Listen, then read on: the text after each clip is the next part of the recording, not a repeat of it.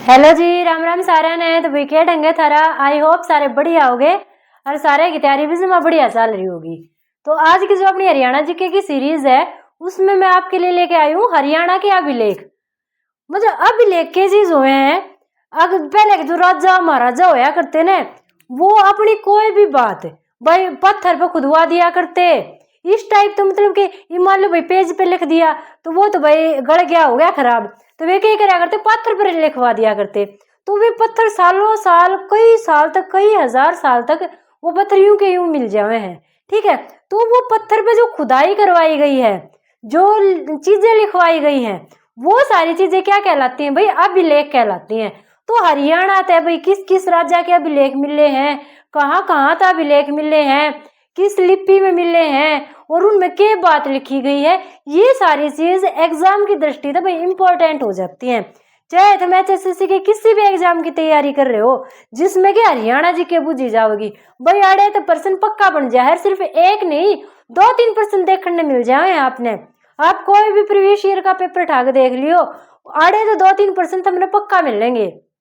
तो आज हम भैया ये चीज याद करांगे कुछ हम ट्रिक के माध्यम से याद करवाने की कोशिश करांगे और कुछ आपने मैं इंफॉर्मेशन दूंगी वो तुम ले लियो। ठीक है। जो चीज मैं दूं ले लिया करो चुपचाप कॉपी पेन लेकर बैठ जाया करो और जब लिखा करो। तो भाई सबसे पहले बात आवे है के प्रश्न पूछा जावे है अब जो हरियाणा का अभिलेखागार ग्रह है वो कहाँ पे है। अभिलेखागार ग्रह का क्या मतलब है भाई। अभिलेखागार ग्रह का मतलब है जड़ सारे के सारे पूरे हरियाणा के अभिलेख लियाकन है जड़ इकट्ठे कर दिए। भाई कोई मान लो उस गली में तो मिला कोई उस गली में तो मिला कोई उस गली में तो मिला ये तुम सारी चीजें लियाकन अपने घर में इकट्ठा कर लोगे तो वे सारी चीज कड़ा इकट्ठी कर रखी है यह बात बतानी है। तो देखो भाई हरियाणा का अभिलेखागार ग्रह कहाँ पे है पंचकुला में है। कहाँ पे है भाई पंचकुला में है। इन्हों बताओ इस पंचकुला ने क्यों कर याद रखोगे। पंचकुला तुमने बेरा 5 कुआ का समूह है इसलिए इसका नाम भी पंचकुला क्यों पड़ा है क्योंकि 5 कुआ का समूह है। तो अगर 5 कुआ का समूह है तो दिमाग लगाओ भैया अभिलेख इतने भरा भरा पत्थर है। ठीक है। थोड़ी ट्रिक बनाने की कोशिश करा भाई इतने भरा भरा पत्थर है कड़े रखती सरकार। तो जो पंचकुला के 5 कुएं हैं उनमें जाके घेर दिए। ठीक है। भाई एक कुआ तो काफी नहीं होता सारी डिस्ट्रिक्ट में एक एक कुआ है पर पंचकुला में क्या है 5 कुएं हैं। तो इसलिए पंचकुला चुना गया अभिलेखागार ग्रह बनाने खातर ताकि भाई 5 कुआ में जो अभिलेख हैं वो डाल दिए जावे सारे और सारे इकट्ठे हो जावे। ठीक है। तो हरियाणा का अभिलेखागार ग्रह कहाँ है पंचकुला में। पंचकुला क्यों बनाया गया क्योंकि 5 कुआ का समूह है इसलिए भाई स्पेस की मतलब कि कोई दिक्कत ना आवे उन कुआ के भीतर बारे बारे पत्थर डालते गए। ठीक है। इसलिए पंचकुला चुना गया। तो कहाँ पे है भाई पंचकुला में इंपॉर्टेंट है इसने रट लियो। आगे दिल्ली टोपरा अभिलेख कई बार पूछा गया है कि जो दिल्ली टोपरा अभिलेख है वो किससे संबंधित है। सबसे इंपॉर्टेंट चीज यह है बने है कि जो दिल्ली टोपरा अभिलेख है वो किससे संबंधित है तो वो राजा अशोक से संबंधित है जो मौर्य वंश का सम्राट हुआ करता था। राजा अशोक जिसने बौद्ध धर्म का प्रचार प्रसार कराया था उससे संबंधित है भाई टोपरा अभिलेख। याद क्यों रखोगे अशोक है जो वो टोपी पहना करता चाहे न्यू लगा लो भाई अशोक है वो सबने टोपी पहना दिया करता। अब तुम भी बौद्ध धर्म अपना लो तुम भी बौद्ध धर्म अपना लो तो वो सबने टोपी पहनाया करता। ठीक है। तो भाई टोपी कौन पढ़ाया करता सम्राट अशोक। सबने बेरा हो गया बात तक भाई बौद्ध धर्म का प्रचार कराया करता तो वो टोपी पहनाया करता। तो टोपरा अभिलेख दिल्ली टोपरा अभिलेख सम्राट अशोक का है। अशोक किससे संबंधित थे अपने मौर्य वंश से संबंधित थे। भाई इसकी भाषा पूछ ली जा रहा है तो दिल्ली टोपरा अभिलेख किस भाषा में लिखा गया है ये बर्मी लिपि में लिखा गया है। किस लिपि में लिखा गया है बर्मी लिपि में लिखा गया है। और इसकी भाषा क्या है इसकी भाषा है प्राकृत। कौन सी भाषा है भाई प्राकृत भाषा है। भाई भाषा में और लिपि में क्या डिफरेंस हुआ है ये मैं बोल रही हूँ। मन ने बोल दिया राम भाषा है। ठीक है। भाषा का एक शब्द बोल दिया राम। ये राम मान लो भाई रोमन में तो राम न्यू भी लिखा जाएगा देवनागरी में राम न्यू लिखा जाएगा भाई उर्दू में और अलग स्टाइल से लिखा जाएगा, तो मतलब क्या है, वर्ड तो वो ही रहा, तो वर्ड सेम रहा, यो भी राम है यो भी राम है, तो यह होगी भाषा। इसके लिखने का तरीका बदल गया, तो यह होगी लिपि। ठीक है, तो ये क्या होगी, लिपि होगी भाई। तो ये किस लिपि में लिखा गया है, दिल्ली टॉपर अभिलेख ब्रह्मी लिपि में लिखा गया है। और इसकी भाषा कौन सी है, इसकी भाषा है प्राकृत भाषा। कौन सी भाषा है भाई, प्राकृत भाषा है। तो आगे क्या है भाई अपना, मोहनबाड़ी अभिलेख। मोहनबाड़ी अभिलेख कहाँ पे है, गिरावड़ में। और गिरावड़ कित पड़ा है, झज्जर में। गिरावड़ कित पड़ा है, झज्जर में। ये भी इसने याद क्यों कर रखोगे भाई, मोहन। ठीक है, मोहन किसने कहा करते, कृष्ण ने मोहन कहा करते ने। और भाई मोहन का दूसरा नाम क्या होया करता, गिरधर गोपाल। गिरधर गोपाल में मेरे ख्याल कृष्ण ने कहते होंगे मोहन मुरारी, और कृष्ण मुरारी, गिरधर गोपाल, ये कृष्ण ने क्या करते। तो मोहन का नाम क्या था, गिरधर। तो इस तरह रिलेट कर सको, मोहन का नाम क्या था, गिरधर था। ठीक है, गिरधर तो क्या हो जाएगा, गिरावड़ हो जाएगा।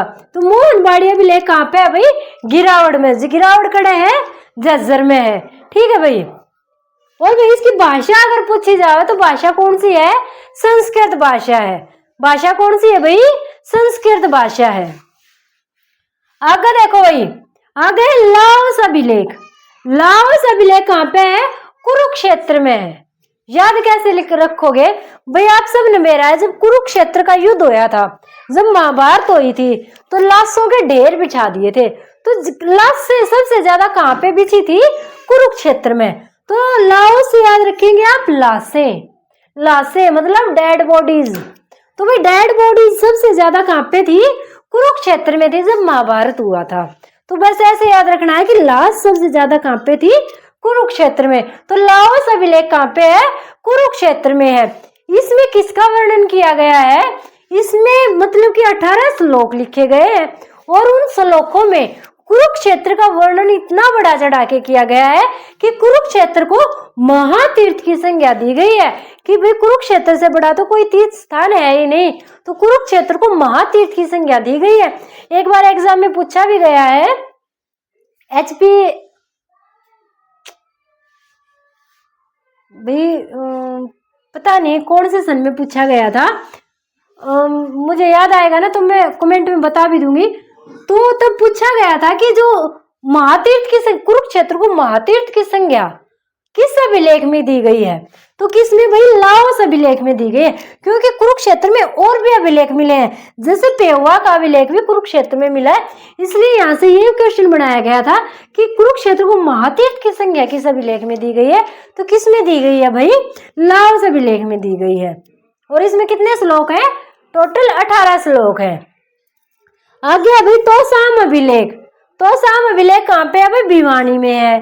ठीक है, और इसकी भाषा क्या है भाई, संस्कृत भाषा है।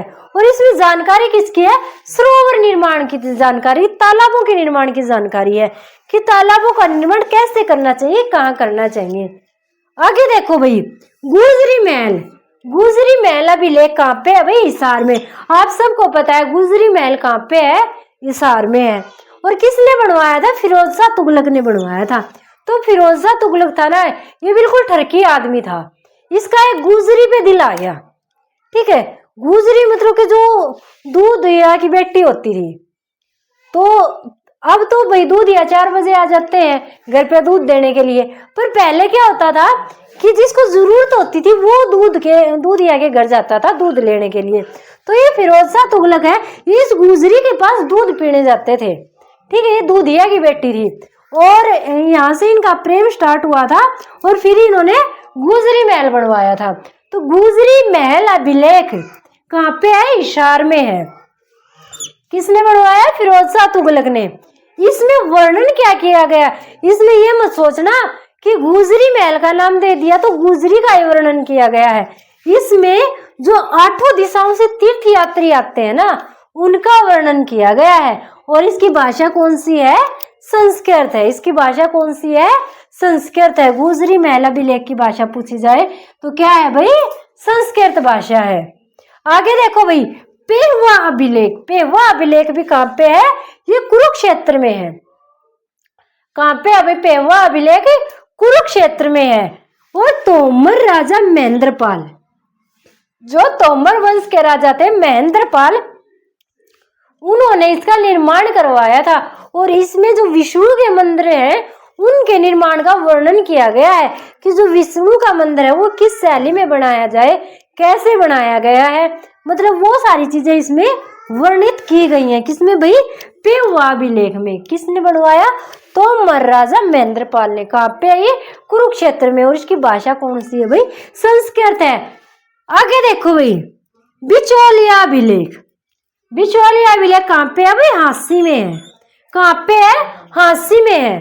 तो भाई याद कैसे रखोगे भाई? जो बिचौलिया कौन होते हैं? बिचौलिया जो ब्याह में रिश्ता करवाते हैं, ठीक है, वर पक्ष वधु पक्ष का जो मेल करवाते हैं वो कहलाते हैं बिचौलिया।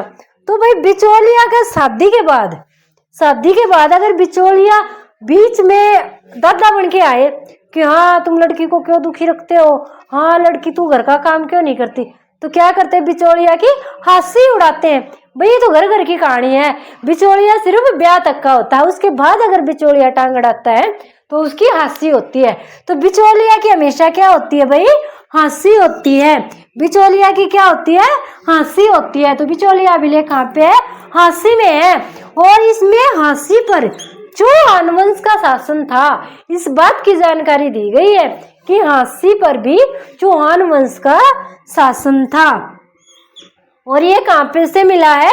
उदयपुर से मिला है। कहाँ से मिला है भाई? उदयपुर से मिला है।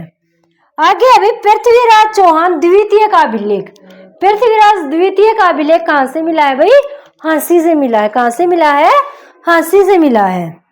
यह देखो चौहान वंश के शासन की जानकारी देता है ना, तो पृथ्वीराज चौहान द्वितीय का अभिलेख भी मिला है हांसी से। आगे अभी पिंजौर अभिलेख। पिंजौर अभिलेख की भाषा कौन सी है? संस्कृत भाषा। भाई पिंजौर अभिलेख मिला कहाँ पे? पिंजौर में ही मिला है।